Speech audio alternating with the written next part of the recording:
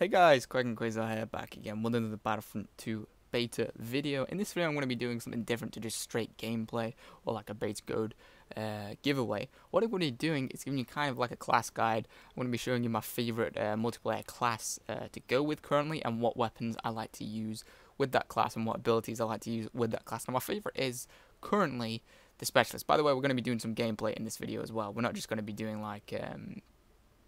I'm not just going to be giving you a breakdown of the class without showing you anything. I'm actually going to show you how it performs in a battle. But it's going to be Specialist. That is currently my favorite. I believe that's the most effective in the beta currently.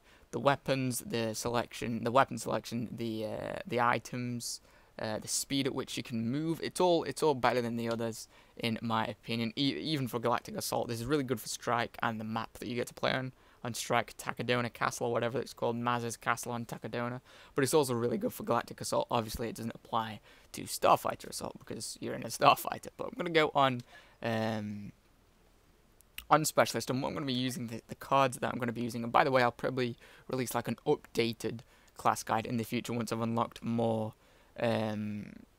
cards and more weapon mods, but this is currently the best one and one of the best ones in the beta, one of the best selections in the beta, because the items in the beta currently aren't really that good because it's a beta, it's a demo, they're not supposed to be.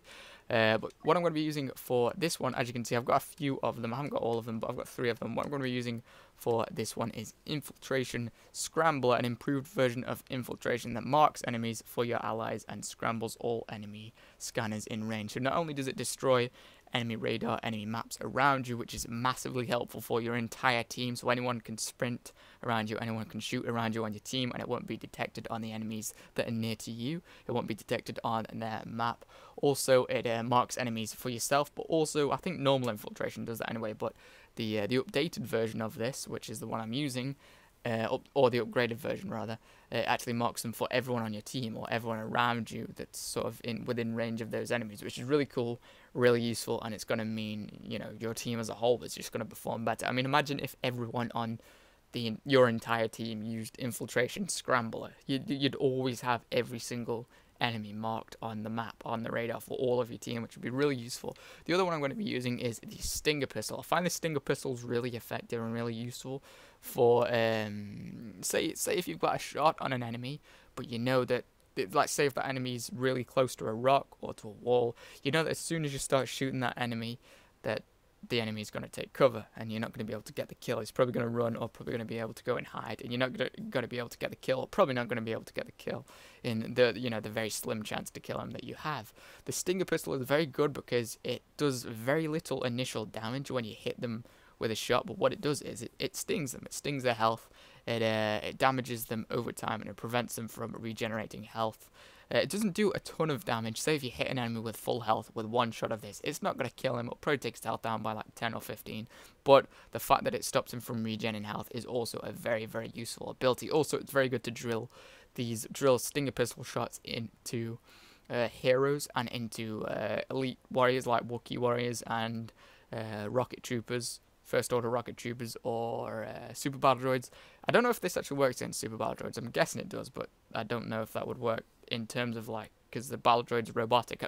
I don't know if it makes sense that it works, but it does work. It will work against the Battle Droid. But my point is, it's very good for dealing some damage over time. It really becomes a nuisance. Like if everyone on your team used this and all just shot at a hero, that hero would drop very, very fast and very quickly. Also, you could also use a Stinger Pistol to lower the health of a hero. Say if you're behind a hero, shoot him with the Stinger Pistol a couple of times, 3 times maybe. It just works like a normal pistol. Then switch to your main weapon and start shooting into him, whether it's Darth Maul or Rey or something. Very effective, very useful, and my favourite currently. Like I said, I'll probably release like an updated version of this class guide at some point. So I'm going to go to the weapon that I'm using. Now, I'm using the A280 CFE. Very good weapon as it is. It's a good weapon anyway, but the reason I love this, I'm crazy about this. If you've seen my other Battlefront 2 videos, I am crazy about this weapon. The reason I love it so much is because of a mod that I have unlocked for it. A weapon mod called Burst Mode, which enables a 3-blast burst mode with each pull of the trigger. Now, I've used this in quite a few matches and quite a few streams now, and you'd think because it's a 3-round burst that it would lower the accuracy or lower the damage. It does lower the accuracy a little bit just because there's quite a bit of recoil, or quite a lot more recoil because it's a 3-round burst or a 3-blast burst, but it doesn't lower it substantially. It's still a very accurate weapon, very easy to get headshots with. Also, if you miss the initial shot, because it's a 3-round burst, the shots kind of scatter a little bit, only a little bit. So you've got a better chance of hitting, you know, your target, hitting the head, getting a headshot. And also, I don't think it drops the damage too much either. Obviously, it probably does drop the damage per blast, per shot. It probably drops it a little bit because you're using a 3-round burst mode of it. So if it didn't drop the damage at all, it'd probably be a little bit too overpowered. But it's still really powerful. It's still really effective, and it's very fun. It's really, really fun. That's the one I go with. I don't like to use the macroscope. I just don't think it's that useful. I could get it. Well, no, I can't actually. I haven't got enough like craft credits or whatever you call them currently. I don't think it's that useful. And it's one more thing to remember. Like, it's one more sort of button to remember to switch between different zoom levels. That just means like you can zoom to do 2 different magnification levels, and also iron shot. I don't like that. I really don't like that. Because it means you do reduced damage against troopers, but do more damage against turrets, vehicles, and shields. I don't think that's that useful, especially because you can't actually take it off when you're in the middle of the battle. So that's the one I go with for that. I think I've covered out everything. I don't think emotes really don't matter, and victory pose, I don't think that matters that much either. But that's the one I go with. I'm going to jump into a match with this now. I don't know if I'm going to be that good, but believe me, the class is good. It's just I'm not good at the game. Right, so we've jumped into a match on Takadana, or, well, I think that's how you pronounce it. I'm going to try and do some, do this class justice and show you how good this weapon is.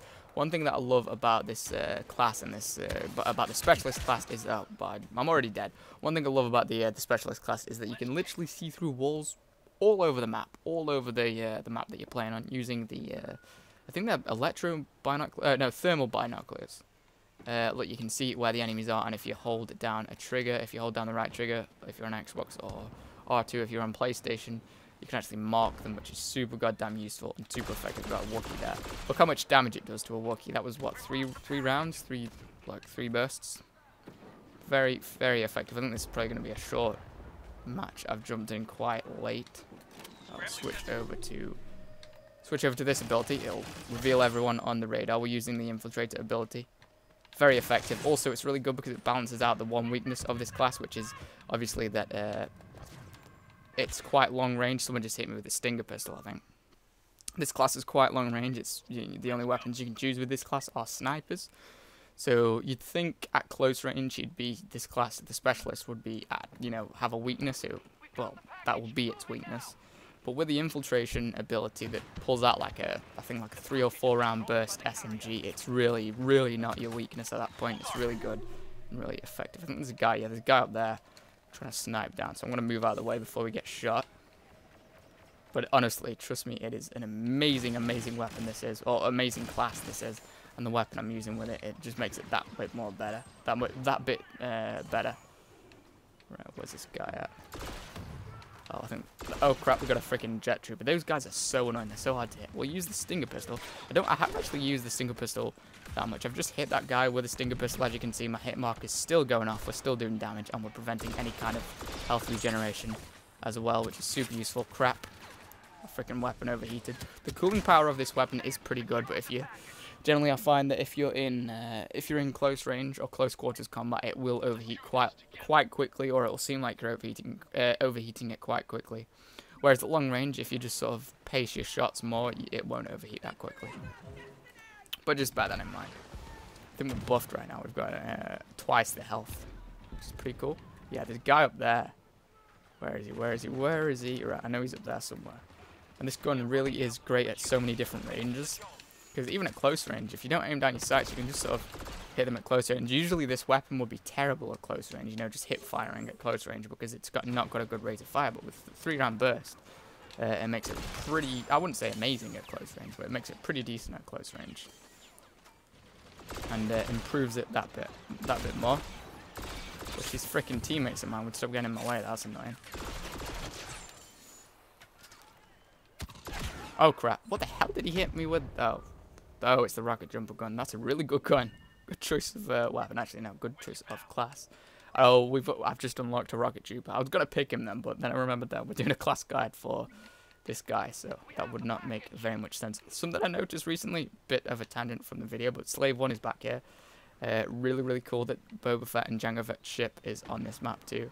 I guess Maz, the little goblin lady from Force Awakens, got it as like a collectible, maybe, or bought it as like a souvenir. It doesn't seem like it's intact anymore though. It's been like taken apart a little bit. But let's get back onto the topic of this video. God damn it, that guy just escaped again. Oh Jesus! Oh crap! It's that guy up there again. Oh, he's one of the DHG clan. No wonder he's camping there. Freaking clan douche. Right, well, no, we haven't got a guy in here. It's that guy upstairs. In fact, I'm going to go and take him out because he is annoying the hell out of me. I'll try and demonstrate how this weapon is good at multiple ranges. Let's see if we can take him out without aiming. See, it is pretty damn good without aiming. Did that guy honestly think that no one was going to come up behind him and take him out? So that's it. We got defeated, but I think I did quite well in the short amount of time I was given. Bear in mind, I'm still learning it. It's, you know, I haven't had as much time in this beta as I would like to. I want to play this beta 24/7, so I certainly haven't had as much time as I want to. But this class is really good. This gun's really good. If you don't, you know, you don't have to use it, but I would recommend you trying it out because it is a pretty damn decent weapon. Even at close range, it's pretty decent. Medium range and long range, it is amazing though. Really good at getting headshots, really good at doing damage at long range and medium range. And even, you know, even at close range, it's pretty damn decent with the Infiltrator ability, and especially the upgraded Infiltrator ability. But that's going to do it for this guide. If you find it helpful or interesting, leave a like. It would really help me out, and I would really appreciate it. If you want to see any more of my videos, definitely stick around and subscribe. Anyway, thank you guys so much for watching, and I'll see you all in the next video.